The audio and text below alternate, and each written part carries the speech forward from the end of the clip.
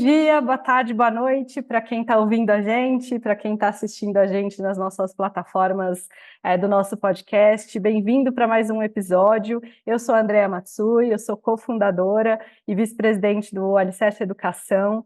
E hoje a gente está com um episódio super especial, porque eu não tenho só um convidado, eu tenho dois convidados hoje. Eu estou super animada para conversar com a equipe da Portonave. Eu estou aqui com a Mariana e o Fabrício. A Mariana é gerente de comunicação e responsabilidade social da Portonave e presidente do Instituto Portonave. E o Fabrício, gerente de segurança, saúde e meio ambiente. A gente vai ter uma conversa super legal sobre o ESG. Então, Mariana, Fabrício, muito obrigada por terem aceitado o nosso singelo convite aqui para participar do nosso podcast. Como eu sempre comento para todos saberem, né, o nosso podcast é uma maneira da gente conhecer mais o trabalho ESG que as empresas do Brasil inteiro fazem e dar mais visibilidade para essas ações que são tão importantes e isso servir de inspiração para outras empresas. Então, agradeço imensamente vocês terem aberto aí a agenda de vocês, que eu sei que é super corrida, para vir falar aqui com a gente. Legal, André, muito obrigado aí pelo convite. A gente está muito honrado aí de poder participar desse podcast com vocês. Já passo a palavra para a dama. Na verdade, ela deveria ter. As damas primeiro, né? Corta essa parte e começa de novo. Brincadeira, pode, pode ser dessa forma.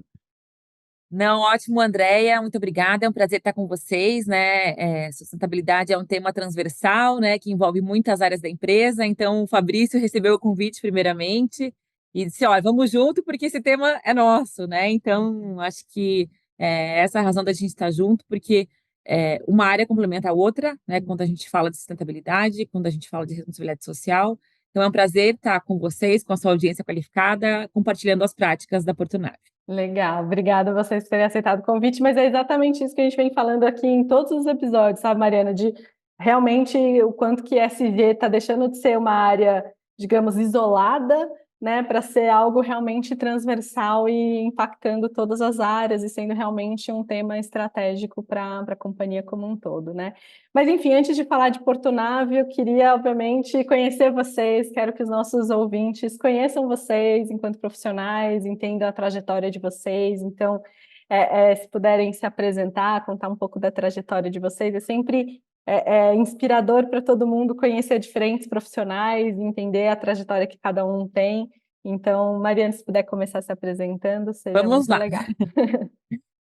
Eu sou Mariana Viel, sou jornalista por formação, tenho uma pós em marketing e MBA em sustentabilidade pela FGV. Fui uma né, das egressas aí da FGV, tem muita gente que atua nessa área, que estudou na FGV, então eu fiz faz tempo, de 2013, 2014, eu fiz o Master, né, em gestão de sustentabilidade na FGV. E minha relação com sustentabilidade, com o tema, começou muito por conta das questões de responsabilidade social e depois dos relatos de sustentabilidade, lá nos anos de 2009, 2010, então faz bastante tempo, né, que eu acompanho essas questões. E foi aqui na Portonave que eu tive esse primeiro contato mesmo com relatórios de sustentabilidade, né, que a Portonave já tem essa prática há muito tempo, e implementou relatórios de GRI, acho que em 2010, se eu não me engano, foi o primeiro relatório de GRI que a Portonave fez. Depois eu fui trabalhar um tempo em São Paulo, na época na acionista da Portonave, né? E aí também, que era uma empresa de capital aberto, e aí a empresa tinha vontade de participar do EASY. Então, por isso também que eu fui estudar sustentabilidade, né, mais a fundo, e sair do relatório, das questões de relato, para ir para as questões mais de estratégia mesmo, para a gente avançar em várias áreas de sustentabilidade, né, para a gente chegar ao ISO. Enfim, por diversas razões, eu depois saí dessa empresa, né, e fui trabalhar, era uma empresa de concessionária de infraestrutura, né, a Triunfo Participações e Investimentos, essa empresa que eu trabalhei, que era acionista da Portonave. Depois eu fui para uma indústria de grande porte, também capital aberto, né, que é a Paranapanema. Então, trabalhei 2 anos na Paranapanema. Depois, enfim, eu saí, eu empreendi, eu morei fora do Brasil, dei uma volta por aí. E no ano passado, eu voltei para a Portonave. Em maio do ano passado, eu voltei para a Portonave para ocupar essa cadeira que até então não existia, que é de gestora nessa área, né? A área já era bem estruturada, a gente tem uma equipe legal de comunicação e responsabilidade social, mas não tinha ainda uma posição de gerência, né? Então, eu voltei no ano passado para assumir esse desafio. E aí que eu conheci o Fabrício, né, que já vinha liderando os assuntos de sustentabilidade há algum tempo aqui na Porto Nave. E, na verdade, voltei a trabalhar com muita gente que eu já trabalhei lá atrás, né, de 2009 a 2012, quando foi minha primeira passagem pela Porto Nave, e vi a evolução da empresa nesse tempo, assim, né? A empresa cresceu muito, né, em números operacionais, né, financeiros, e também avançou bastante nas questões de sustentabilidade nesse período. Projetos que ganharam força, que foram estruturados, e aí o Fabrício pode contar um pouquinho também da experiência dele. Sobre a Bacana. minha trajetória, então, eu sou engenheiro sanitarista e ambiental, engenheiro de segurança. Por coincidência, a gente se formou na mesma universidade, lá na Federal de Santa Catarina, né? Eu comecei meu trabalho lá em 2000, no início com meio ambiente, com recuperação de áreas degradadas, recuperando uma fundição grande que tem lá em Joinville. Eu fui considerado, acho, a maior fundição do mundo. Então, existiam vários desafios ambientais lá na época. Como é algo público, eu posso falar aqui, a empresa tinha um termo de ajuste de conduta com um desafio enorme, naquela época orçado em 240 milhões, imagina hoje, eu estou falando de 2000, Uhum. então hoje eu não sei quanto que isso corresponderia, mas era um desafio muito grande e tinham questões sociais ligadas à empresa, porque a empresa estava muito próxima do mangue, então tinha questão de Uhum. pescadores, tal, ocupação com pessoas próximas à empresa que eu trabalhava. Então, trabalhei muito forte em questão no ESG, no E trabalhava muito forte e no S trabalhava muito pouco, mas eu sempre fui muito adepto da questão de responsabilidade social. Eu era o cara que ia atrás dos projetos. Lá em Joinville tinha um projeto, não sei se ele existe ainda, que chamava o Menino Caranguejo, que ele falava, né, do mundo, de como é que era o mangue, dos benefícios do mangue, como é que a gente tinha que fazer essa interação. E aí nós fomos lá na época ali os apoiadores desse projeto. E aí da Tupi foram 7 anos em termos de ajuste de conduta, vendo a empresa sair de uma posição ambiental fraca para uma posição muito forte. Em 7 anos a empresa virou o jogo completamente. O ambiente era totalmente diferente. Em 7 anos tu percebeu claramente a evolução da empresa em questões ambientais. Aí dali eu fui para uma siderúrgica, me contrataram para fazer o que eu já tinha feito na Tupi, um termo de ajuste de conduta de novo, só que aí lá em Minas Gerais e no Rio de Janeiro eram duas unidades. Então, mais uma vez, desafios ambientais muito grandes, relacionado muito à questão de gestão de resíduos, emissões aéreas e tratamento de efluente, né?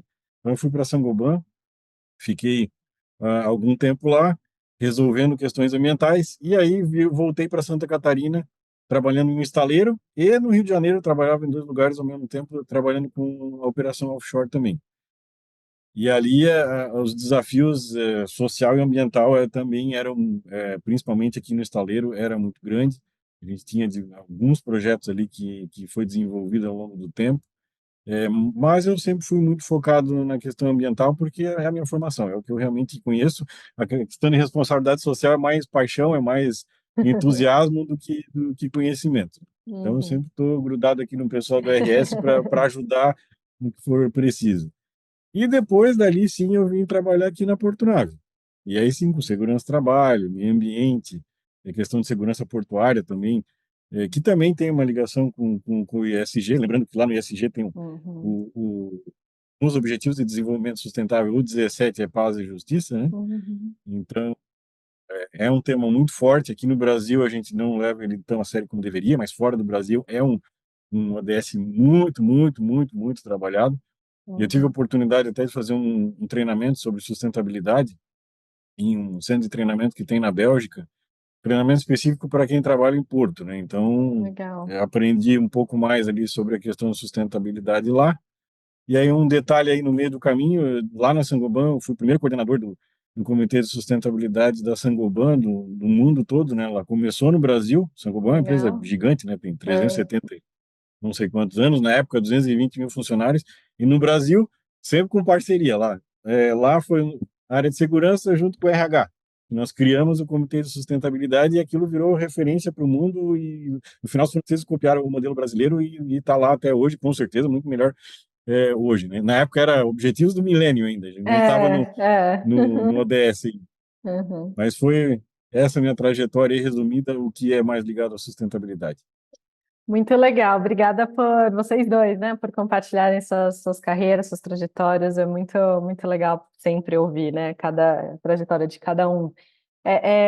Contem um pouco para mim, né, assim, ao longo da carreira, ao longo da trajetória, os principais desafios e aprendizados que vocês tiveram, em especial sobre a nossa agenda aqui ESG, que é a nossa pauta do podcast, mas se tiverem outros aprendizados que vocês queiram citar aqui para os nossos ouvintes, é sempre bacana, né? Vira e mexe, a gente tem ouvinte que está, vamos supor, estudando sobre SG porque quer trabalhar um dia nessa área, ou a gente tem ouvintes que estão nas áreas de SG, mas estão estruturando a área dentro das empresas, então normalmente nossos ouvintes têm perfis parecidos com esses que eu citei, então é sempre legal ouvir de quem já está um tempo na estrada, né? Quais foram os principais aprendizados que tiveram aí ao longo da carreira? Mariana, Damas quer primeiro? começar? Vamos lá. Bom, gente, os desafios são vários, né? Quando você começa a tratar essas questões, alguns negócios, né? Eu acho que isso não é a maioria, infelizmente o cenário tem mudado, mas alguns negócios são muito voltados para atividade fim, para questões operacionais, para lucro no final das contas, né? Então, assim, o mundo dos negócios é isso, né? E, de maneira geral, muitas empresas ainda têm esse grande objetivo, né, para existir, né?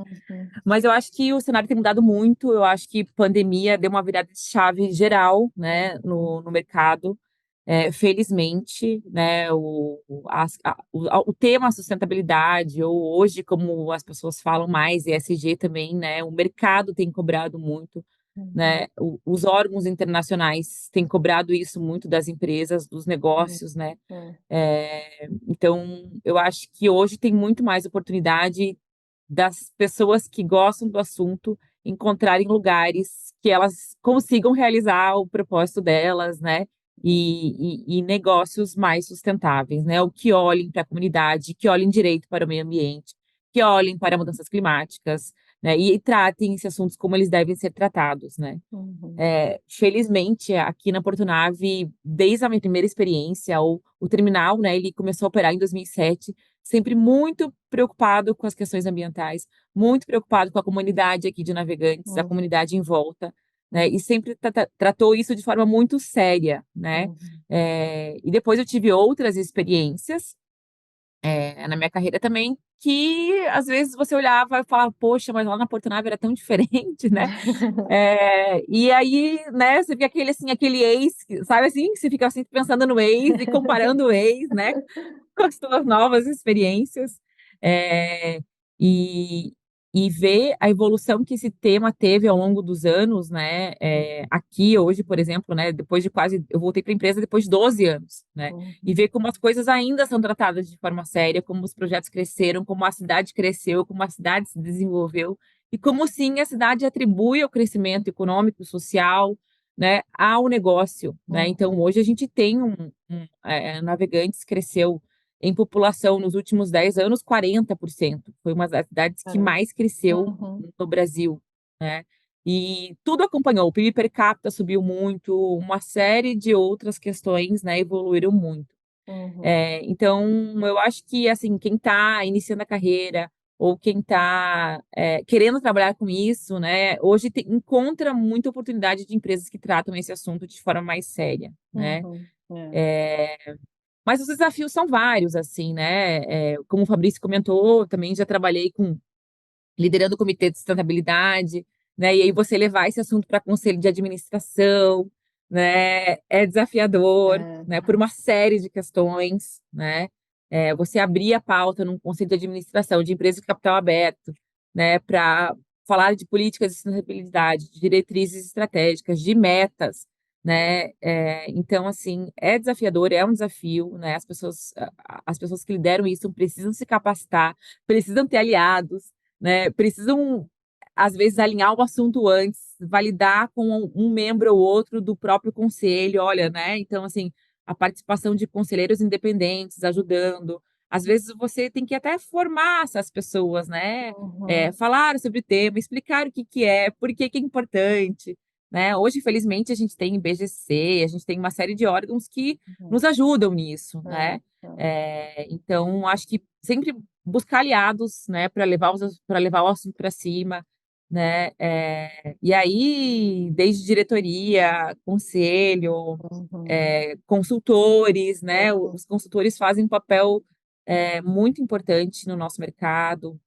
Então, de você ter pessoas boas trabalhando ao seu lado para conseguir levar o assunto, para conseguir avançar com o assunto. Mas os desafios são vários, né? Às vezes as empresas, não, vamos, aí, espera aí, vamos ter que rever esse orçamento. Os negócios são dinâmicos e eu acho que as equipes de sustentabilidade têm que estar preparadas para isso, assim, né? A gente tem que estar preparada a adaptar a nossa estratégia conforme os negócios vão se adaptando. Eu acho que a questão da É, a adaptabilidade do assunto é a chave para a gente conseguir lidar com esses desafios que vão aparecendo. é.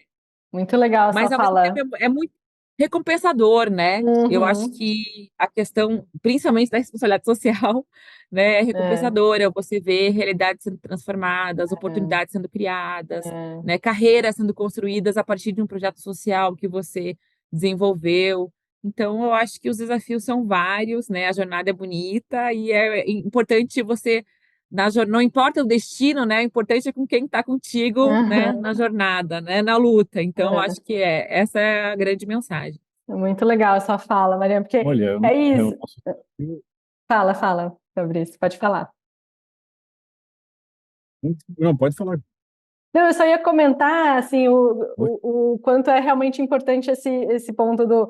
Parece que o mais difícil é convencer a alta liderança, mas na verdade esse é só o primeiro passo, né, Mariana? Porque daí depois, você, né, para desdobrar, né, e tudo mais, aí tem a questão de orçamento, então realmente, de fato, é difícil e desafiador, né, ter o envolvimento, o engajamento de todos, inclusive alta liderança, mas esse é só o primeiro passo, né? Depois para descer e a gente executar e tudo mais, de fato continua sendo desafiador, né? Então é muito legal ter esse seu depoimento na tua fala.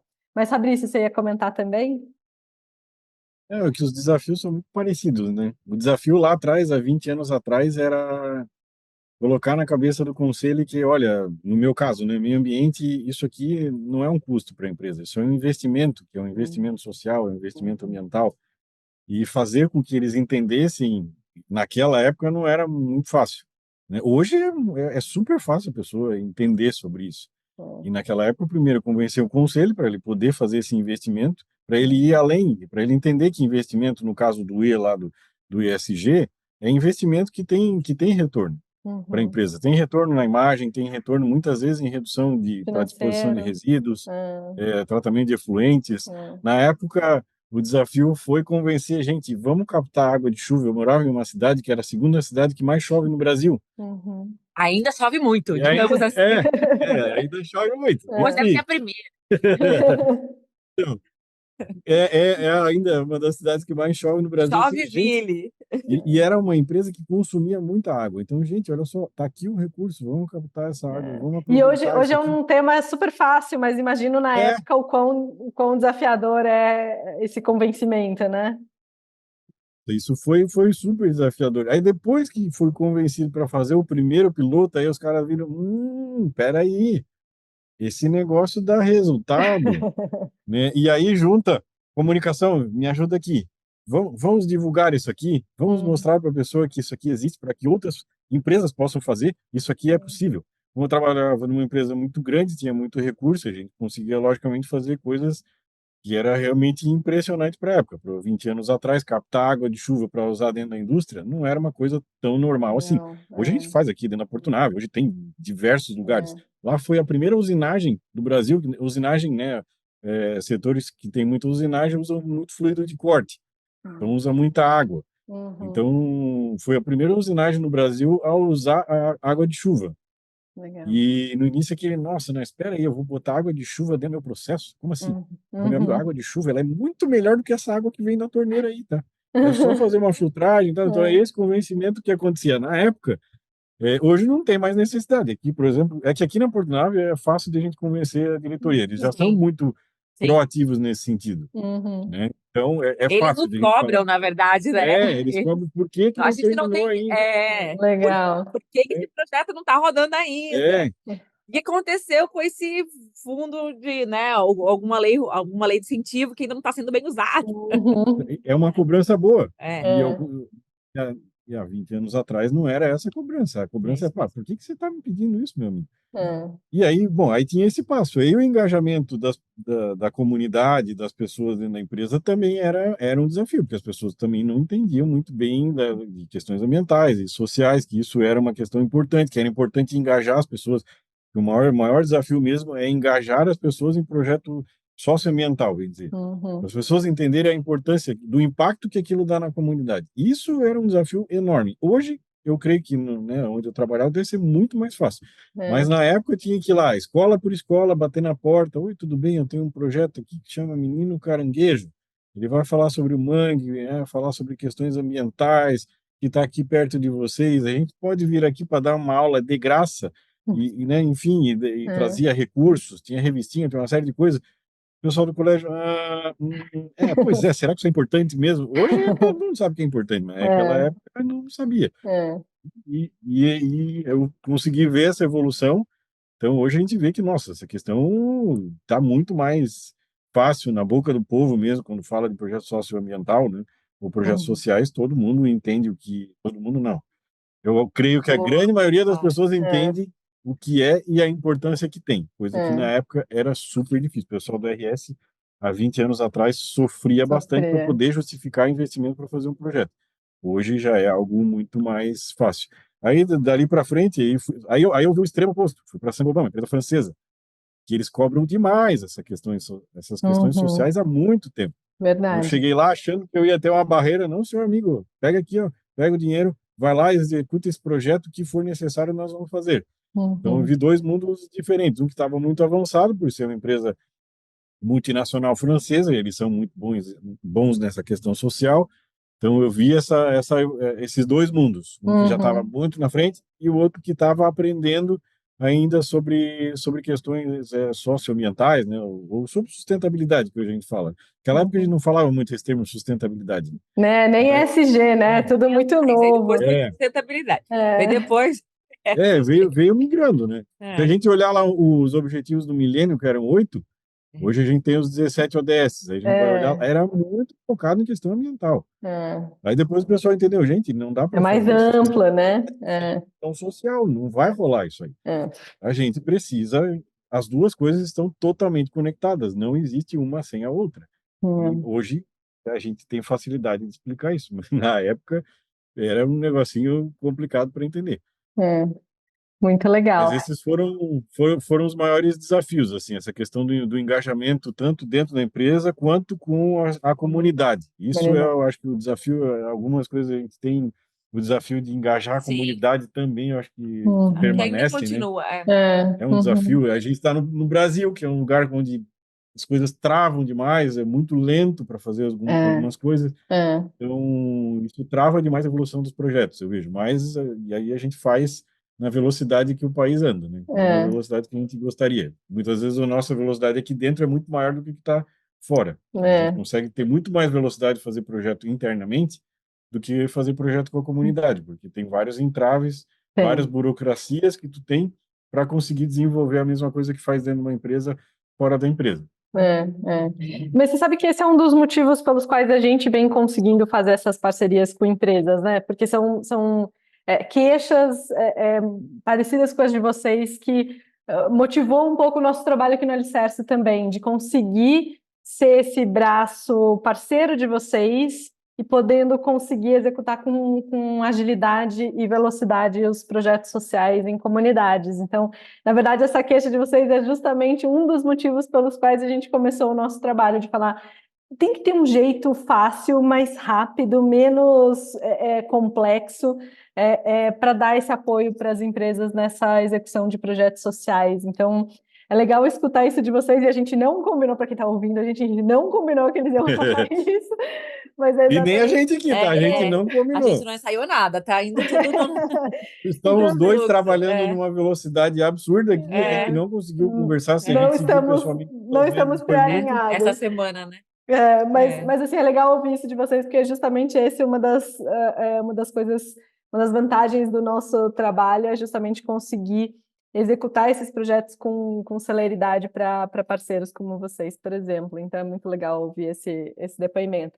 Mas vamos falar de Portonave agora. Acho que é legal todo mundo que está ouvindo poder conhecer a empresa, o que faz, né? Vocês já deram algumas dicas aí, navegantes, operação portuária. Então, assim, é legal para quem nunca ouviu falar da Portonave, vocês poderem apresentar a empresa e, claro, dar um olhar de ESG, a estratégia ESG da companhia para quem está nos ouvindo. Respondo a primeira parte, o Fabrício responde a segunda. Sobre quem é a Portonave. Bom, a Portonave é um terminal portuário privado em Santa Catarina. Iniciou as operações em 2007.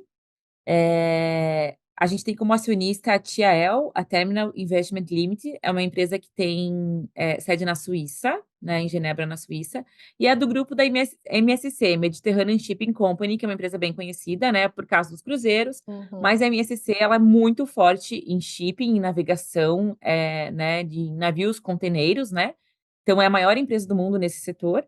E a MSC começou a investir em terminais para atender os seus navios, né? Então, é uma tendência do mercado de navegação, as empresas de navegação investirem no mercado de terminais portuários para que os navios operem rapidamente e possam navegar, seguir para outro porto e operar com segurança e eficiência, né? Nos terminais e seguir viagem, né? Porque o navio parado muito tempo é perda de dinheiro, enfim, e é isso, né, o transporte fica mais caro para os usuários, então é interesse de todos que os navios naveguem rápido, com eficiência, enfim, e tenham suas operações realizadas com segurança. Então, desde 2007, a Portonave está estabelecida em Navegantes, né, é um terminal greenfield, que a gente fala, né, então aqui era um terreno onde a gente está hoje, era um pântano, né, que não tinha uma ocupação, né? Não tinha nem moradia, nem nada, era uma área muito instável até, né? Então foi feito um grande investimento para que fosse construído um terminal portuário aqui. E na época era um terminal portuário assim muito inovador, porque tinha equipamentos que no sul do Brasil nenhum terminal portuário tinha ainda, né? Então foi um negócio muito disruptivo, assim, tanto o modelo de negócio por ser privado, um porto privado, né? Quanto também pelos equipamentos e tecnologia que o terminal começou a investir. E de lá para cá, uma adolescente, né? A Portonave hoje tem 16 anos de operação, né? Completa 17 em outubro desse ano. Cresceu muito rapidamente. Hoje já é o segundo maior porto de containers do Brasil. Então, tirando Santos, a Portonave ocupa o segundo lugar, né? Em 2023 ocupou o segundo lugar, com a movimentação de mais de 1.300.000 containers de 20 pés, né? Que é como a gente mede o nosso negócio é por containers de 20 pés, que é um termo usado aí no mercado que se chama TEU, né? Uma unidade de medida que se chama TEU. Então, cerca de 1.300.000 TEUs foram movimentados no ano passado aqui. E aí, cargas diversas, né? A gente opera importação e exportação principalmente, mas também carga de cabotagem, que é a navegação na costa brasileira. Então, a gente tem negócio com, né, linhas de navegação que passam por praticamente todas as regiões do globo, né? Ásia, América do Norte, Europa, África, e as cargas são muito variadas, né? Na importação e na exportação, polímeros, tecidos, carga congelada é uma grande vocação aqui do terminal. A gente tem uma área reefer, né? Área para containers reefers, né? Containers que ficam plugados na energia, porque ele tem que ter uma temperatura controlada, né? Então, carne, frango, carne de suíno também, frutas, enfim, então o terminal é muito variado com diversos produtos que passam por aqui. Então, e tem essa preocupação, como a gente falou um pouquinho no início, uma preocupação com sustentabilidade, com responsabilidade social, com as questões ambientais desde o início, né? por ter começado o Greenfield aí, né, a gente teve um grande investimento aí nas questões ambientais desde o início, e uma preocupação com a comunidade também que acompanhou isso. Até o Comitê de Sustentabilidade, eu estou aqui há 5 anos, a Mariana já conhece a empresa há muito mais tempo que eu. O Comitê de Sustentabilidade existe desde 2014 ou antes Acredito até. que sim, porque a gente, na Triunfo, começou a pedir que as empresas também se estruturassem, né, para atender o que a gente pedia na Triunfo. Então, acho que foi mais ou menos quando o comitê da Triunfo surgiu. A gente tinha um representante da Portonave nesse comitê da Triunfo, que era o responsável pelo meio ambiente na época, e aí ele implementou o comitê aqui. Foi mais ou menos Eu estou nessa linha. entrevistador agora, tá vendo? Mas vai lá, fala da estratégia de Então, aí, sustentabilidade. bom, o comitê já surgiu há bastante tempo, né? Desde 2014, fez diversas atividades, e ali em 2021 a gente resolveu remodelar o Comitê de Sustentabilidade e fundamentou totalmente no movimento ODS. Então, a gente adotou alguns ODSs e colocou, né, coordenadores para grupos de trabalho, né? Exemplo, né? Existe o grupo Energia, que é um grupo que trabalha as questões de conservação de energia, né? Usar energia renovável, também é ligado a gás de efeito estufa, né? Trabalhos para comprar equipamentos que não usem, que não sejam a combustão. Então, exemplo, né? Há pouco tempo atrás a gente comprou o primeiro caminhãozinho aqui que a gente chama de TT, que ele carrega, é um caminhão que ele carrega containers dentro do terminal.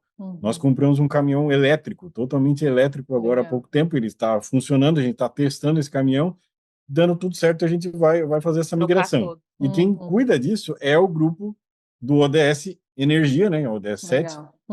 Existem grupos ali, são 6 grupos de trabalho, tem o grupo Água e Saneamento também, que está preocupado com questão de captação de água de chuva, tratamento de efluente, reaproveitamento de água. O grupo Paz e Justiça, que também trabalha lá o ODS, o 17, né, ligado à paz e justiça. Tem as questões ligadas aí mais à responsabilidade social.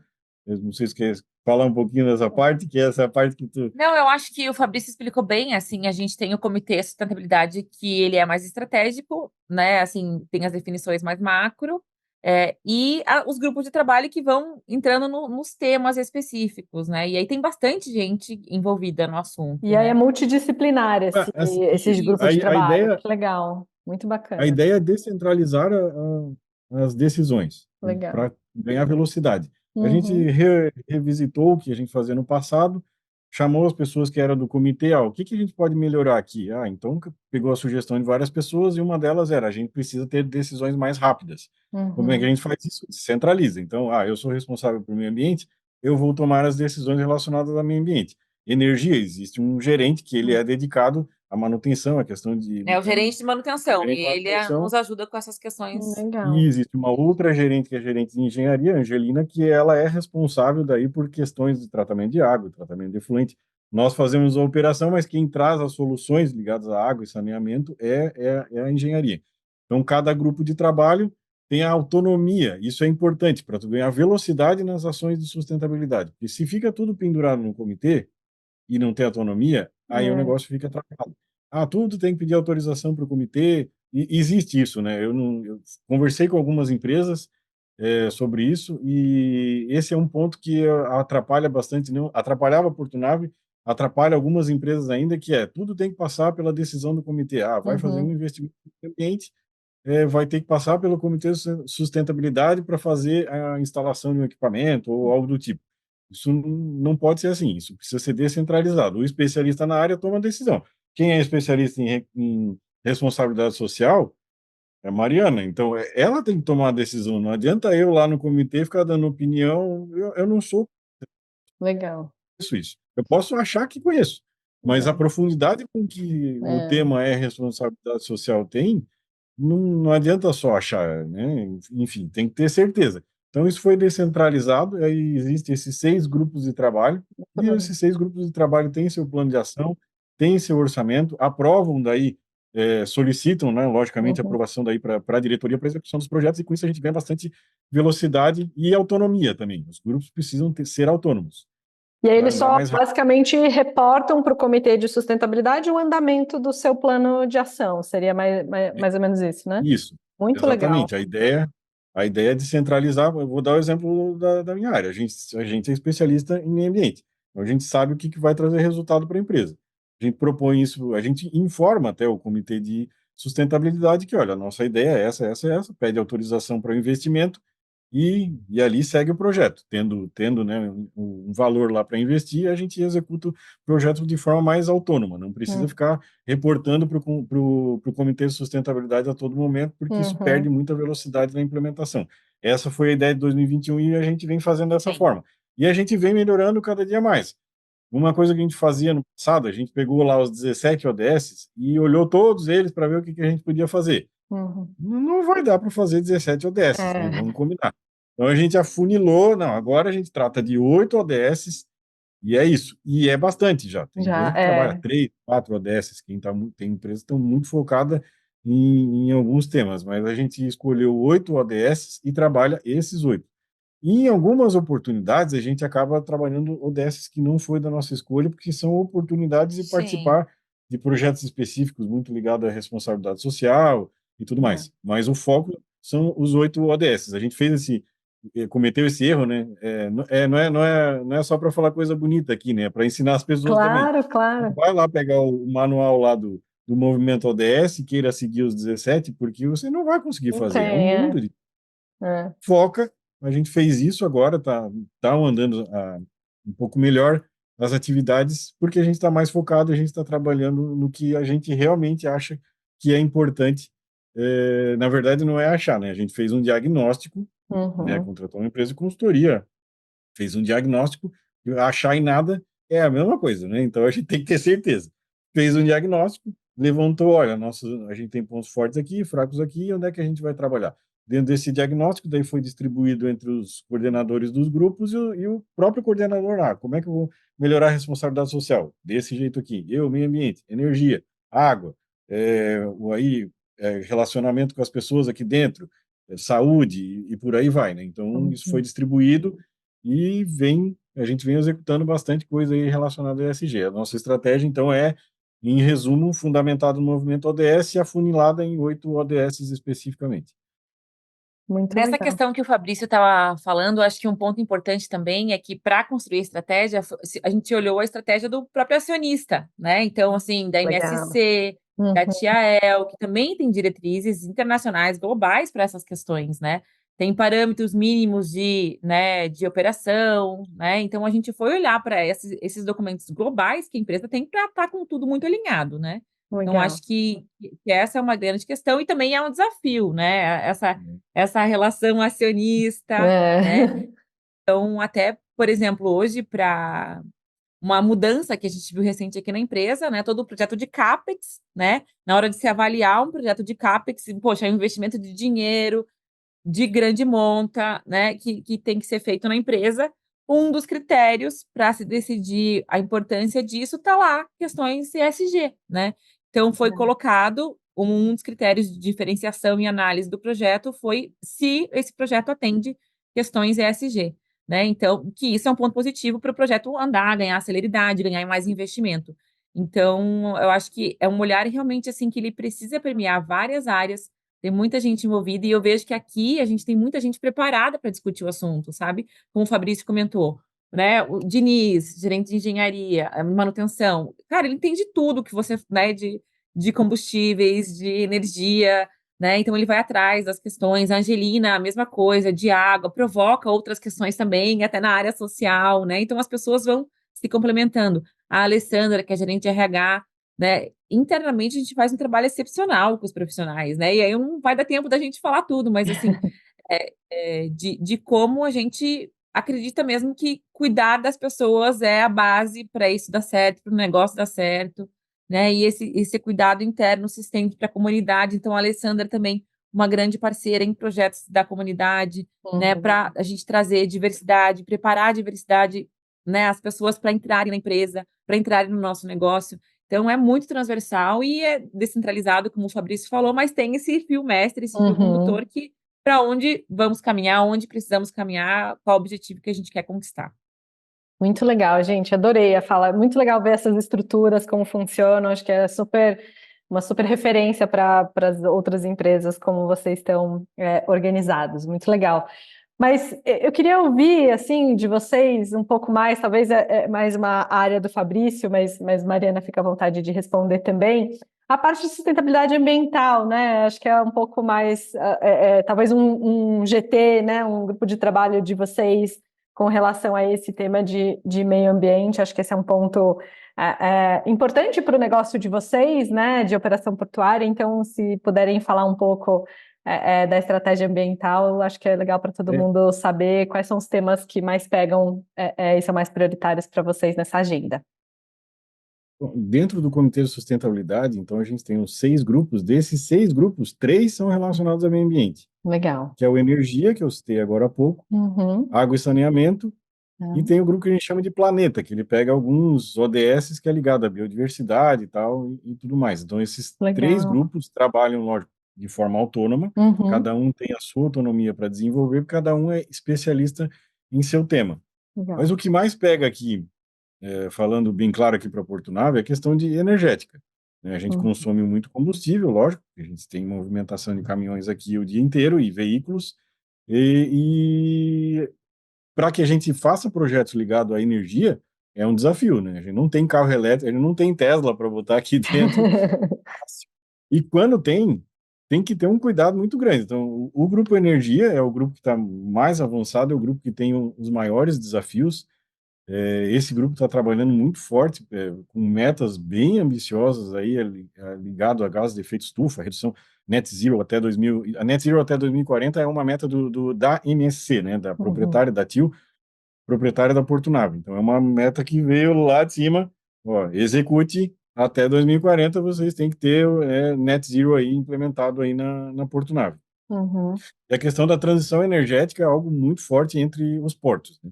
Não só nos portos, né? Eu acho que isso é forte em várias indústrias, mas É, aqui dentro, em especial, a questão da transição energética é importante para a gente. E compra de novos equipamentos, como é que vai fazer essa migração? Essa migração tem que garantir a operação do terminal. claro. Não adianta eu comprar um equipamento. Daqui a pouco o equipamento, não, é muito bonito comprar um equipamento elétrico, mas a gente tem teste desse equipamento, esse equipamento já rodou 5, 10, 20, 30 anos. Quanto tempo que ele vai funcionar? Uhum. Porque às vezes tu pode ir lá, não, vou substituir tudo aqui por elétrico. Ah, legal, você sabe arrumar um equipamento elétrico? Sabe fazer manutenção? Uhum. A questão de segurança. Se pegar fogo, tem um monte de bateria de lítio dentro de um Tesla, por exemplo. Se pegar Uhum. fogo, como é que você vai fazer? Sabe como lidar com essa situação? Então, são várias questões que estão envolvidas na transição energética, então esse é um desafio bem grande. Em gerenciamento de resíduos é um desafio, mas é uma coisa que a gente está bem avançado, a gente tem a ambição lá de chegar até 2030 no lixo zero, aterro zero, provavelmente até o final desse ano a gente vai chegar. A gente tem um Uhum. trabalho muito forte aqui com relação a gerenciamento de resíduos, e o que a gente está avançando com mais velocidade agora é a questão de gerenciamento de recursos hídricos, né? Captação de água de chuva, tratamento de efluente. Legal. Então, a gente vai passar por um processo de renovação, por exemplo, da nossa estação de tratamento de efluente, para que ela possa ser reutilizada toda a água. Uhum. Hoje a gente não consegue. Hoje a gente faz o tratamento e a gente não tem uma qualidade para poder usar isso em equipamentos, ou enfim, por outras fontes. Então a gente está seguindo nesse caminho de comprar novos equipamentos, já visando ESG, obviamente, né? Vamos lá, vamos implementar, vamos reutilizar toda a água da estação de tratamento de efluente. Hoje a gente tem um ponto de captação de água de chuva aqui dentro do terminal, para fazer reaproveitamento dessa água, para lavar containers e para fazer algumas atividades, mas a ambição é muito maior que isso. A gente tem uma câmara frigorífica aqui, gigante, é uma geladeira enorme que nós temos aqui, uns 50 mil posições pallet, não sei se tu consegue entender a Uhum. dimensão São disso. 16 mil. A 16 mil, 50 mil metros quadrados e Isso, 16 mil posições exatamente. pallet. Isso. Viu? Nós sabemos todos os números de cor. Todos Eu não. preciso da cola. Todos Eu não, mas alguns. Então, e consome muita energia para gerar uma câmara dessa. Da onde é que Sim. vem a energia? Consome energia e consome água. São Hum, dois desafios. hum. Um desafio é gerar uma energia limpa para aquele local, e o outro desafio é que ele capte água de chuva, né? No nosso caso, é a captação de água de chuva para que ele não utilize água da rede pública. Então, Uhum. esse é o nosso objetivo, são os objetivos mais ligados aí a meio ambiente. Legal. Muito bacana saber de tudo isso. Eu nem Um tinha ponto visibilidade de curioso tanta coisa assim. que o Fabrício, acho que ele não mencionou na fala dele, em 2016, a Portonave tem equipamentos que são os RTGs, que fazem a movimentação dos contêineres no pátio. São equipamentos grandes que Uhum, fazem a movimentação, assim, da pilha de contêineres para o caminhão e vice-versa, né? uhum, E esses equipamentos eram a combustão, né? Era um diesel. Era uhum. um diesel e foi Eles foram transformado, né? eletrificados. Então, Legal. Nossa, isso é um processo. Eu podia te mostrar uma imagem, mas isso é um equipamento gigantesco. Ele ele é um deve ter transformer mais ou menos. amarelo. É um Transformer, igual o Bumblebee, para quem gosta de É, Transformer, muito maior, porque ele deve ter mais ou menos uns 15. Eu estou olhando para ele aqui, tá? Tem é, um aqui do meu lado. é. Ele deve ter Depois que mais ou uma menos uma transformer máquina segunda de, edição, assim. de uma Uhum. máquina de 20 metros de altura que carrega container. Então, isso era combustão no passado, e aí o desafio era transformar isso em um equipamento elétrico. Hoje Legal. ele é híbrido, né? Ele Uhum. tem equipamento a combustão, mas 95% do tempo ele está usando energia Energia. elétrica. Legal. Isso não existia no Brasil. Ele foi Uhum. o primeiro equipamento no Brasil, a primeira migração. Isso é um projeto extraordinário, Que assim. reduziu nossas emissões absurdamente. Então, assim, Uhum. e foi uma ideia do Diniz, né? Vamos Sim. eletrificar. Lógico, conseguiu o investimento, né, do acionista, diretoria, enfim, e foi um projeto muito inovador, assim, né? Aí ainda Legal. seguindo, Transformar um equipamento que era combustão em um Uhum. equipamento elétrico, né? seguindo nessa linha de energia, a gente também tem instalação de placa fotovoltaica em vários lugares do Legal. terminal. Todos os projetos novos que tiver uma cobertura, vai ter uma placa fotovoltaica em cima. A gente teve uma instalação de equipamentos novos aqui, que a gente chama de plataforma Reefer, que todos eles em cima já vem com padrão, já é o padrão. Compra Uhum. equipamento, passo em cima para botar placa Uhum. fotovoltaica, já faz com essa cara.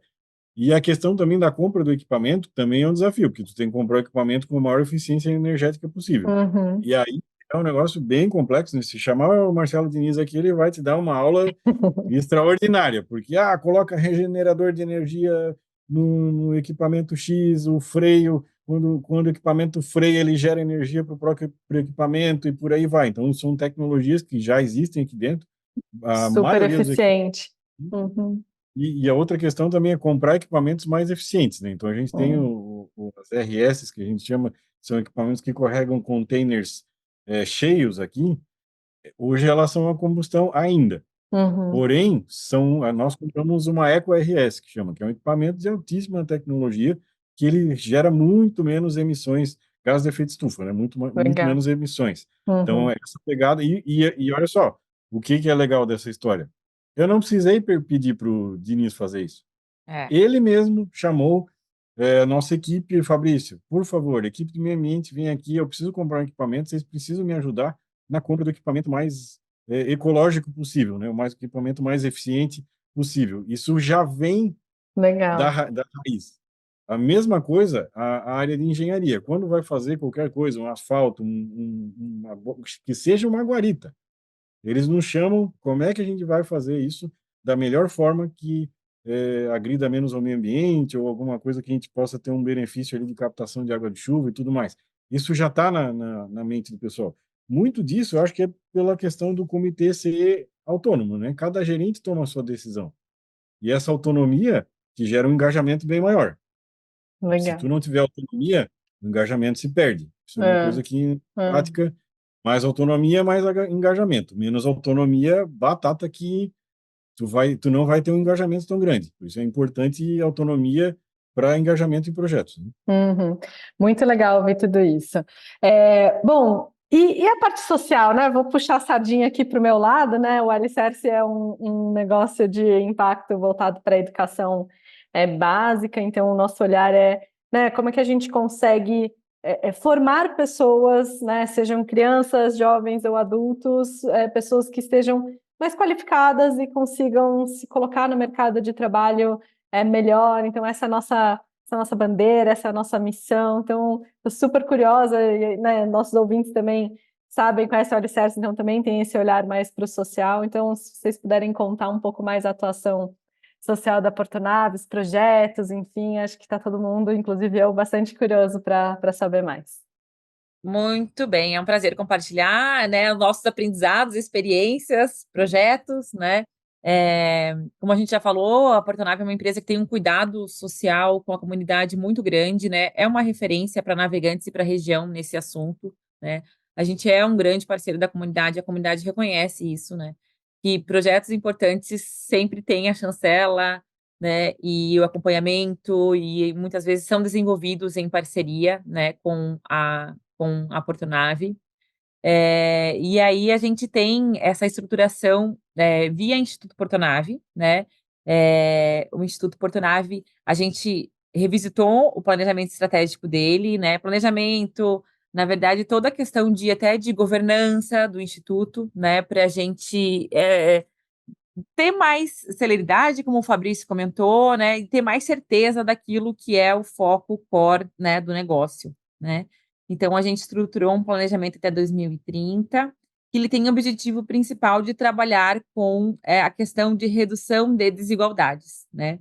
E a gente sabe que educação é uma peça-chave, né, para isso, mas o nosso foco principal sempre vai ser na redução das desigualdades, e aí, quando a gente fala em diversas áreas, saúde, né, a gente tem uma questão muito forte, né, quando a gente olha para a questão da desigualdade, enfim, então a gente tem essa estruturação, né, esse propósito mais claro na redução das desigualdades e vários projetos que vão nos apoiando, né, em relação a esse assunto. Então, para citar exemplos, né, a gente tem um projeto que está indo para o 3º ano, né, que é um projeto de formação de mulheres para trabalhar no nosso mercado de trabalho, que é o Porto para Elas, né? Aí um projeto que nasceu muito em parceria com a área de recursos humanos, né? Para a gente aumentar o índice de mulheres aqui no terminal, né? O negócio portuário em si, ele é um negócio tradicionalmente mais masculino no mundo, né? E nesse setor, estima-se que 2% no mundo de pessoas trabalhando nesse setor, né, marítimo e portuário, 2% apenas são mulheres, né? No Brasil, a gente já tem, principalmente nos terminais portuários, a gente vê uma movimentação de diversos setores para a gente ter mais mulher.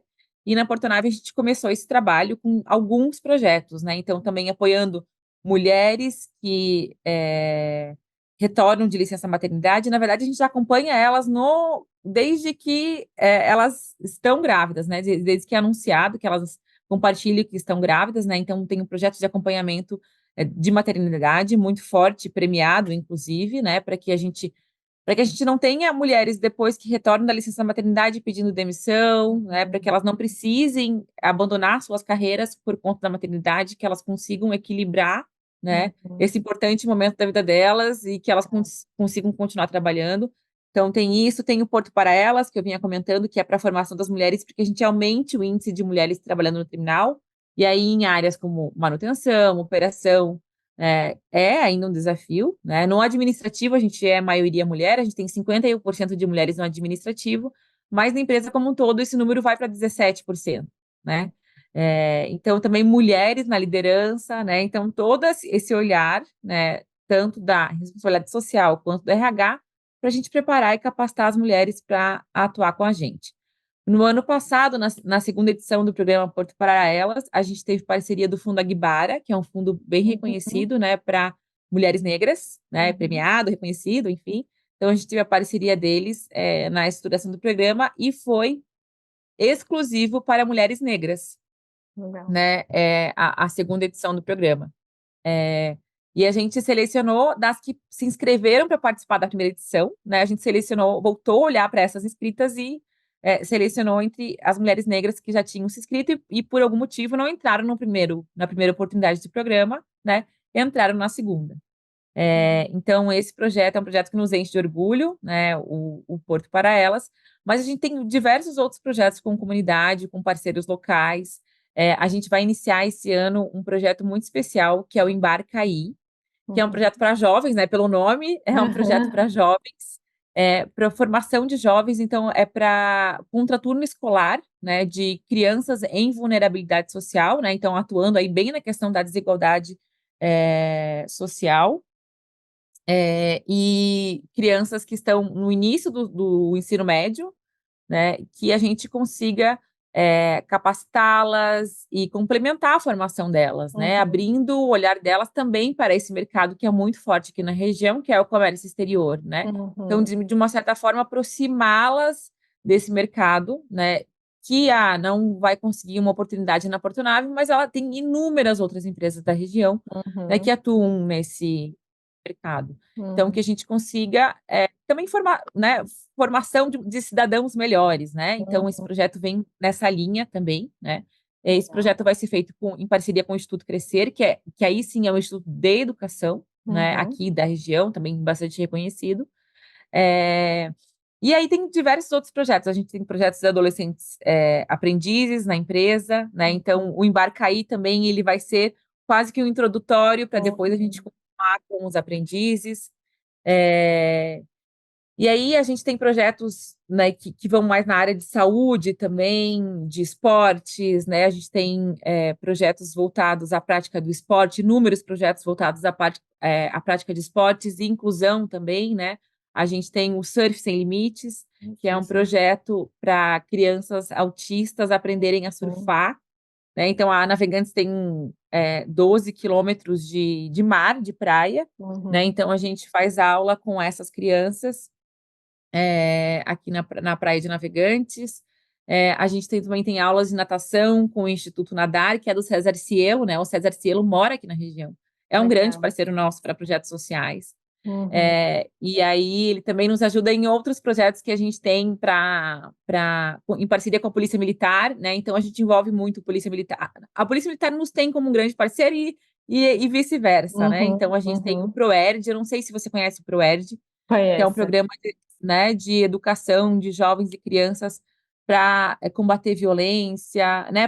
Trabalhando paz e justiça, né? E combate às drogas também. Então, a gente é um grande parceiro na formação do ProERD e vários outros projetos que um vai complementando o outro, assim, né? A gente tem como estratégia, assim, a Ellen, que está aqui com a gente, né? E fica à frente desses projetos, né? No dia a dia e liderando essas parcerias de um complementar o outro, de um projeto, né? Vamos levar o Cielo para a formatura de um projeto com a Polícia Militar, né? E as crianças ficam loucas, e acontece. Então, acho que a gente fazer os projetos conversarem entre si, um complementar o outro, ganhar força, essas instituições se conhecerem, as redes sendo formadas, né?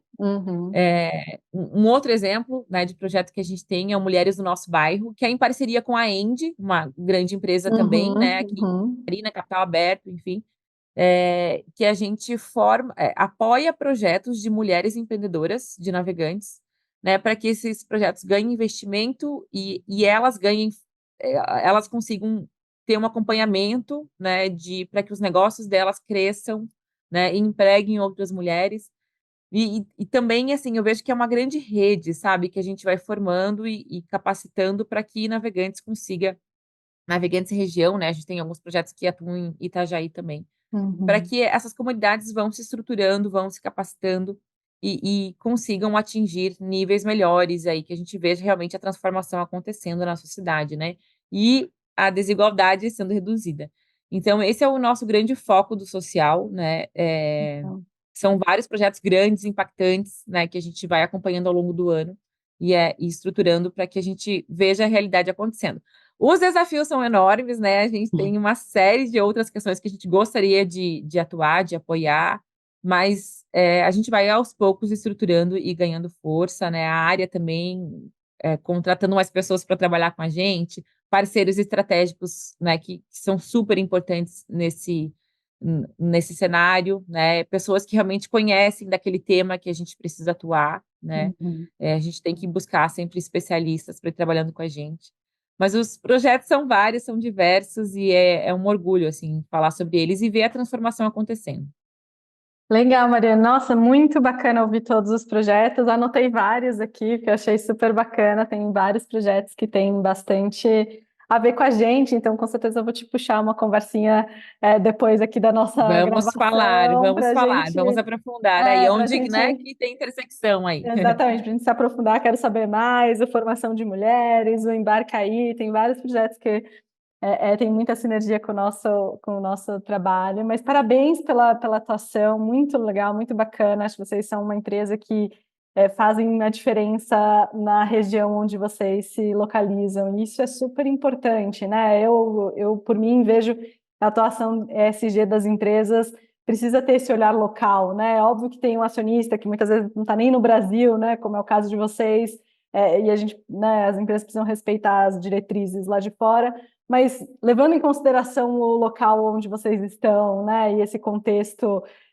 local Respeitando a cultura local. Exatamente, exatamente. Então, isso é muito, muito bacana saber né, do envolvimento e do engajamento de vocês com as comunidades aí locais da região. Muitas vezes até participando de políticas públicas com também, certeza. né? E ajudando, por exemplo, a Ellen estava ontem numa reunião do Conselho de Infância e Adolescência do município, né? Legal. Participando das discussões por conta de leis de incentivo, uma Sim. série de questões que a gente às vezes não vê na velocidade necessária, né? Então, a gente às vezes, como iniciativa privada, a gente precisa fazer essa movimentação e provocar para que a gente consiga ver a realidade acontecendo, né? Então, acho Com que essa participação certeza. também Super né, importante. Eu vou dar um com o depoimento poder nosso aqui público. para vocês. A gente tem projetos de incentivo fiscal também no Alicerce, e é muito difícil a nossa influência dentro desses conselhos, porque a gente é o proponente do projeto. Quando vem uma empresa, que é quem realmente aporta os recursos no conselho, cobrando para que as a coisas influência é diferente. Então, eu super valorizo e aplaudo vocês por, né, se envolverem e irem atrás, porque esse envolvimento da iniciativa privada é super importante, porque são vocês que aportam os recursos. Então, o ouvido do conselho é um pouquinho melhor quando vem a iniciativa privada. Então, ó, Ellen, não sei se ela está me ouvindo, mas obrigada Tá te ouvindo. Ela está aqui falando com certeza. Vem aqui, Ellen, vem aqui. Muito importante. Porque ela realmente está há bastante tempo na empresa, ela está 16 anos na empresa, começou como estagiária. Pegou o primeiro container. Legal. Aqui, ó. Obrigada pelo seu envolvimento no conselho, olha, em nome de várias organizações que fazem esse tipo de projeto.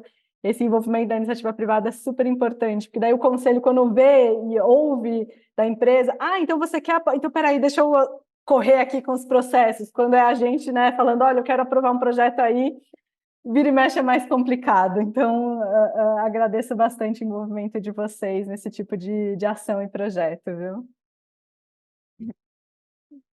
Gente. Muito bem. E também botar limite, né? Até onde vai a empresa, até a hora. Claro. Senão vira tudo empresa. Senão é tudo nave aqui, né? Com certeza, com certeza. Mas faz parte. Colocando rédea. Isso mesmo, gente, super obrigada. A última pergunta que eu tenho para fazer, eu sei que a gente está super estourado aqui no tempo, mas eu sempre gosto de deixar uma pergunta no ar para os nossos ouvintes ouvirem de vocês. Uma dica, um conselho. Então, assim, tem gente que está ouvindo a gente que está começando a estruturar a área de SG dentro da sua empresa.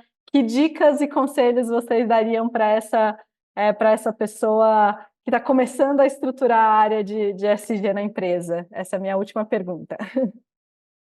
Daqui para lá, então, cada um dá uma opinião.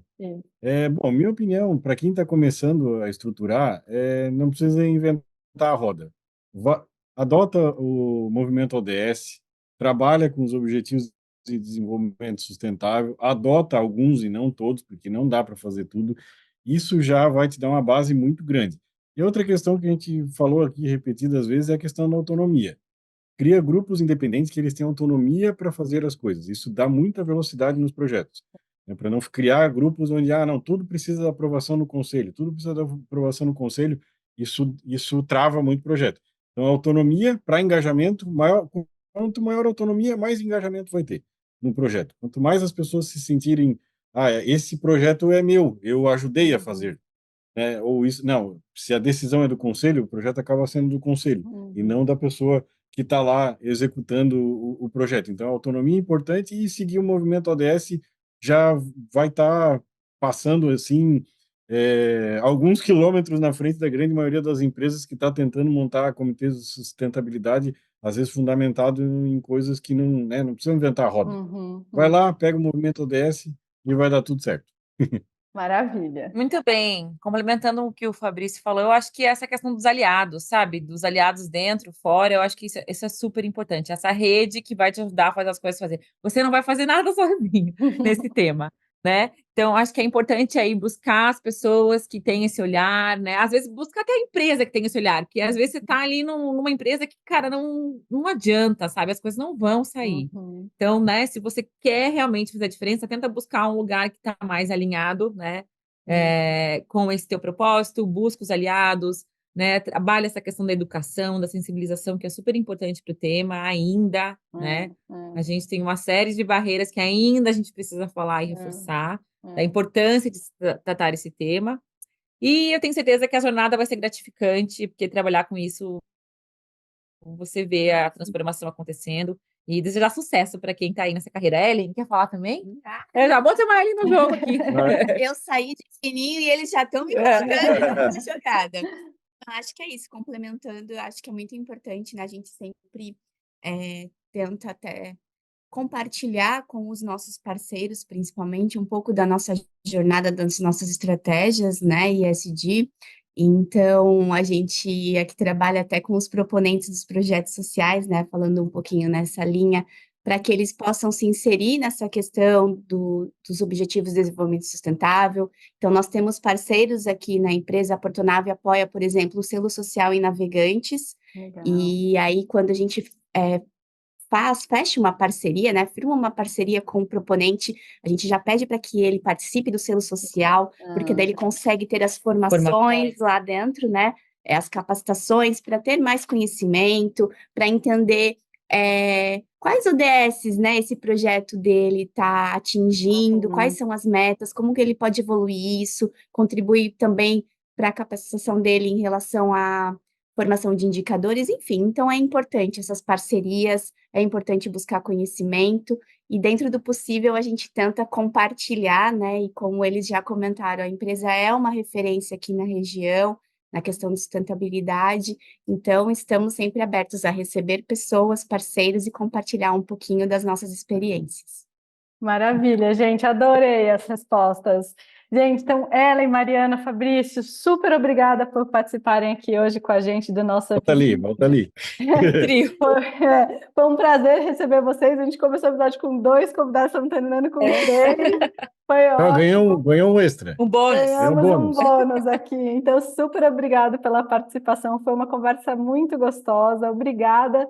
E aqui fica mais um episódio do nosso podcast voltado para a área de ESG.